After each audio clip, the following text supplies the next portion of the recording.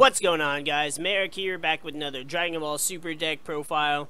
This is the second of one of my teammates' decks that he's considering taking to the regional at the end of September, and we're looking to get some input on it. The deck works really well, and he had a lot of fun playing it. If I remember correctly, this is the deck that he played the week that we played our Piccolo Jr. deck, and I believe we tied for first and second during that weekend. And I believe I got first because I had better tie breaks. But this is his Dark Chocolate Mint M&Ms deck profile featuring Set 3 Mira. Now, the debate between which Mira leader is better, Set 3 or Set 4, has been going on for a little while, and opinions differ here and there. But for the most part, a lot of people seem to stick with the Set 3 Mirror Leader better, especially the ones that are running like Cell Chain in the deck. But when this card attacks, place up to 2 cards from the top of your deck in the drop area. Then if there's a green or yellow card in your battle or drop area, you get to draw a card. It's very easy to have that ability on the very first turn, except for the turn that you go first and don't get to attack. But you're always going to have a green card that's in the drop area, so you're always going to get that draw. And he's one of the only leaders that has a unique Awaken ability, similar to the Xeno Trunks leader. When your life is 4 or less, you may choose up to 1 card in your Warp and add it to your hand. And then flip this card over, where he evolves into Dark Warrior Mira.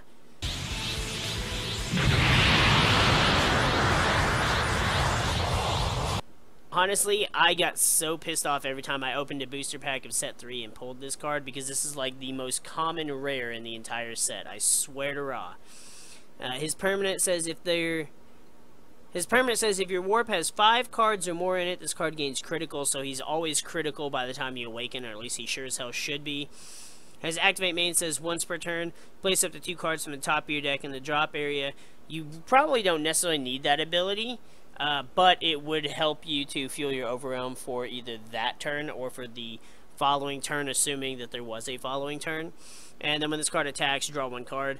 Now, this Mirror Leader was better than the Set 4 leader, mainly because of the other archetype that he runs in this deck.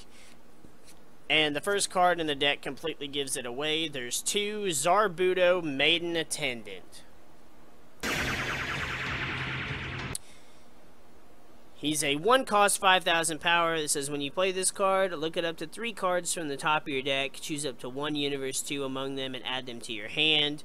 So obviously you know where this is going, and it's going to be Maidens.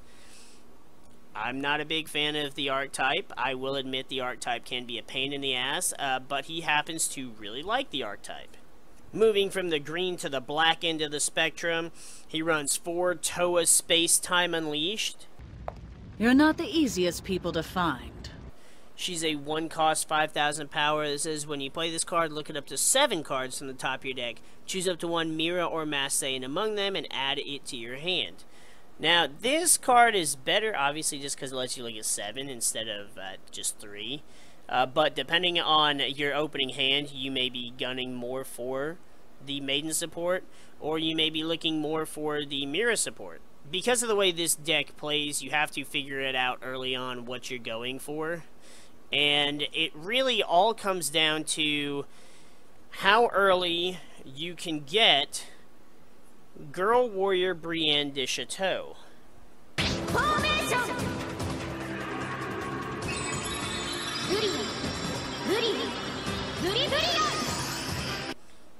She's a 2-cost 10,000 power. She's got Barrier, which is what makes her a pain in the ass. And when you play this card, look at up to 7 cards from the top of your deck. Choose up to 1 Maiden Squadron and add it to your hand. Now, this card is what determines what direction of you can really take the deck. Because if you can't play this and keep it alive by turn 3, then, in his opinion, you may as well scrap the entire Maiden project and go straight for all of your black support. The reason being is because if you happen to lose her, whether to card abilities or in battle or for any reason, you're set back a turn, and at that point, it's going to take you till turn 5 to be able to get out everything you need to get out. So, if she happens to die on turn 2, then you may as well just abandon that strategy altogether. I used the Bardock rare from set 4 to counter his deck. Specifically, I had it in my side deck for attacking active mode battle cards, and that card gets up to 30,000 before combos, and then he's got to combo 25,000 plus whatever I might combo just to get out of it.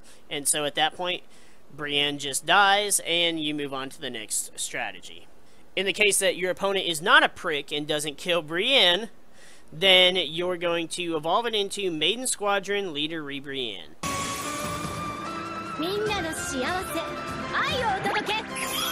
She's a 5-cost, 25,000 power. You can evolve her for 2 green and 1 other on top of Brienne de Chateau, and it has to be Brienne. You cannot evolve her onto herself, as she has barrier as well. When a card evolves into this card, choose up to one of your opponent's battle cards and KO it. That's not really the important part. The more important part is when this card attacks, if Kakunsa and Rosie are in play in your battle area, choose up to 2 cards from your opponent's hand and place them in the drop area. So essentially, the way that this deck gets played is you play Brienne turn 2, don't do anything with her. You play Brienne turn 3, KO a card if there's something worth KOing, or that you even can, and then you don't do anything with her. You could get a little frisky and attack with her, but since she only does 1 damage and it's only 25,000, it's really not worth putting her at risk, because if you do so, then you won't be able to play your other maidens, such as Maiden Squadron Kakunsa.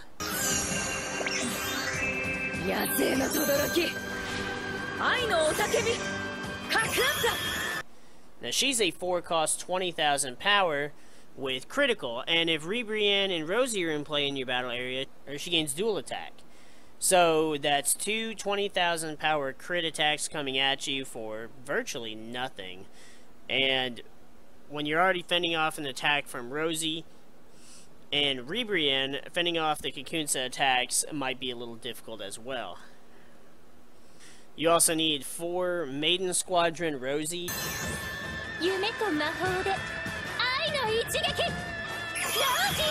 She's a 4-cost, 20,000 with blocker, and at the end of the turn, if Brienne and Kakunsa are in play in your battle area, you get to switch this card to active mode.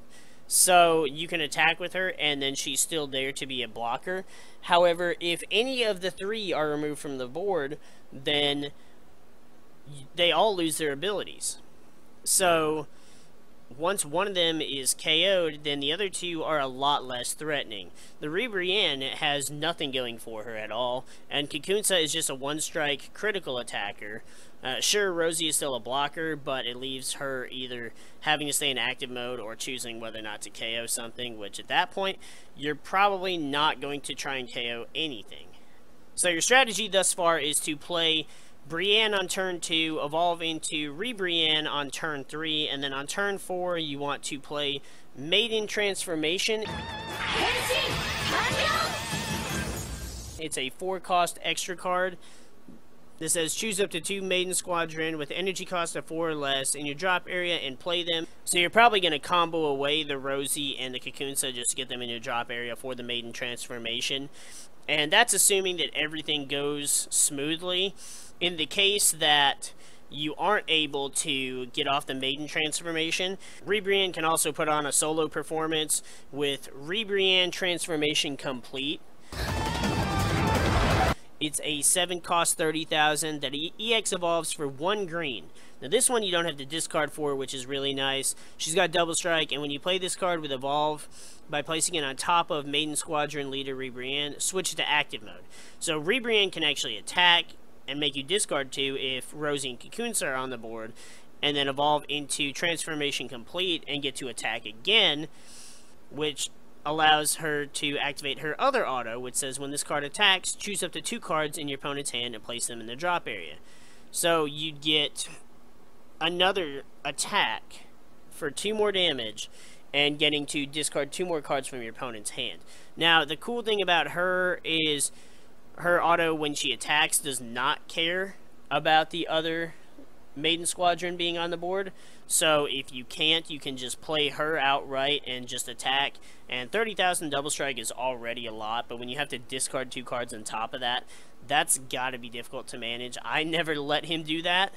I never let him play that card. I made sure that Brienne didn't hit the board because we always killed the Brienne. But if the Green Maiden Squadron strategy falls through, then you always got a backup plan with Dark Absorption Mira. Now, I will evolve into something beyond myself. By absorbing my own creator. It's a 3 cost 15,000 with Overwhelm 3. You can activate his Union Absorb for 4 energy by placing 1 Toa from your Warp under this card. And if your leader card is an android or is a Toa leader, hint hint, choose 1 mirror with an energy cost of 7 in your hand or Warp and play it on top of this card in active mode.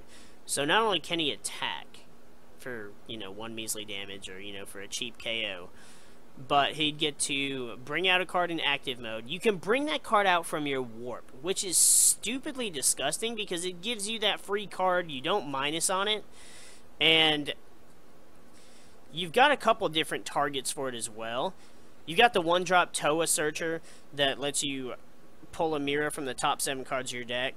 But there's also Dark Temptation Toa. You've bungled everything right to the end!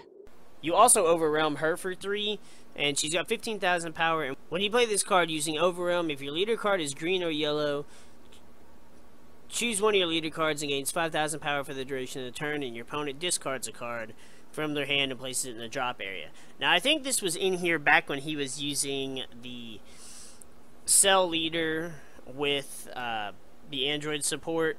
So there's probably a much better Toa that we could use for this. Off the top of my head, I'm not really quite sure what it was because I don't usually play any of the Overwhelm stuff aside from a select few. I've run this in my Android deck, but otherwise I haven't run any of the other Toa or Mira stuff. So I'm not really quite sure. If you guys have any suggestions, that'd be great because I think he definitely needs more than just the 4 1-drop Toas to be able to Union Absorb for that 7-drop Mira, which he runs 3 of. There's nothing we can do to stop him now! He's a 7 cost, 30,000 power. He's got Overwhelm 4 for 1 energy, and he has Deflect. But his auto says when you play this card using Union, your opponent chooses 3 cards from their hand and sends them to the Warp, and this card gains double strike for the duration of the turn. So you can play him for 1 energy using your Overwhelm without having a Union Absorb. He just doesn't get the double strike, and your opponent doesn't have to discard a card. However, this card still gets its second auto, which says when this card attacks, this card gains 5,000 power for each card in your Warp. That's not for the duration of the turn. That's a permanent boost. So, even if you just Overwhelm him for the 1 energy, he goes from 30,000 to an extremely uncomfortable number, and then stays at that number. And if he lives and attacks again next turn, he's gonna go up to an even stupider number. So, unless you want to be doing a lot of big math, it's going to be best to make sure you kill this card as soon as possible, or just don't even let it hit the board, which is kind of hard to do, but it is definitely possible. I did it with Piccolo, so I'm pretty sure you can do it with some of the other decks as well. Probably one of the best black cards to come out of set 4 is Gravy in Demigra's Thrall. He's a 2 cost 15,000, but none of that even matters. You're going to combo with him to activate his auto, which says when you attack or combo with this card, if your leader card is black, choose up to 2 cards in your Warp and place them in your drop area. So he helps to ensure that you can Overwhelm for whatever you want every single turn. Really, it's quite disgusting, and for 0 energy, it is a fantastic addition to this deck. It also helps out with the Maiden Squadron strategy as well, allowing you to combo them to your drop area and still Overwhelm, with Gravy giving you the option to put your 2 Maidens back into your drop area. Then you've got 4 of the super combos: Supreme Kai of Time, World's Protector. Her Her requirements are different than all the other leaders. It doesn't care about life at all. She just requires that you have 5 or more cards in your warp, and then you get to draw 1 card, and it gains 10,000 power. So this is one of those autos that, if done correctly, you can actually use this ability on your first or second turn. Then lastly, for a little bit of extra draw power, for a little bit of extra overwhelm fuel, there's 4 create androids. It's a 1 cost that says if your leader card is an android, draw 2 cards and place 1 card from your hand in the drop area. So you gain no card advantage, but this card and 1 other card from your hand end up in the drop area. So between that and then your leader's ability and then overwhelming, you could easily set yourself up to be able to use your super combos at the very beginning of the game. Now, I have no idea what his matchups were during the tournament in which he played this deck. All I remember is us getting to play against each other in the final round and me getting game 3 after time was called. And the deck worked fantastically well. It's a sickeningly disgusting archetype he seems to really enjoy, and Maidens and the MariK combo just going together it's a weird combination, but it works, and that's what makes it so disgusting. If you guys have any suggestions for him for this deck, though, anything that he could do to kind of speed it up to make things a little bit easier, a better Toei would be nice, because that 3-drop's not doing anything for this leader, other than just being another Toei to Union Absorb. But we can also go and just look and see what other Toei's are available and probably find out something better than that. Surely there has to be one in there. But if you guys have any thoughts on the deck or any comments, any suggestions, let us know in the comments below. If you guys enjoyed this deck profile or you like the theme of the deck, make sure you hit that like button down below for us. You know, we appreciate the support. We appreciate all of our subscribers as well. We're almost at 1,100 now, which is just ridiculously fantastic, and we appreciate all the support that you guys have given us over all the different series that we have been doing. But with that, we're going to go ahead and get the freak out of here now, and we'll see you guys in the next video.